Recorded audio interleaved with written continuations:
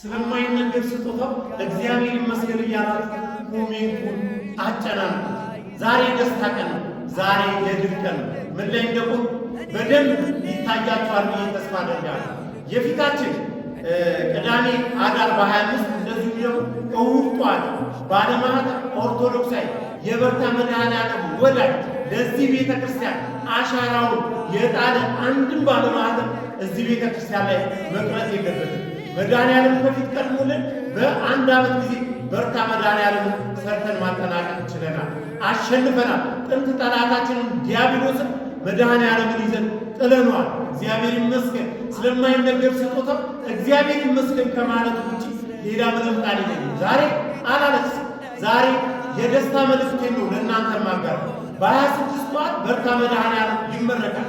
እኛ ዛሬ በ24 ላይ ከምሽቱ 2 ሰዓት ከ10 ላይ ነው የምንገኘው።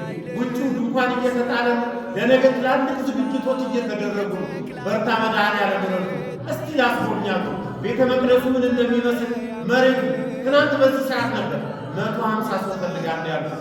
መድኃኔዓለም ቀደመና 150ዎቹን የእርሱ ወዳጆች እሱ ቤት እንዲጨርሱለት ያሰቡን አመጣ። ስለማይነገር ስጦታ እግዚአብሔር ይመስገን፣ እግዚአብሔር ይመስገን።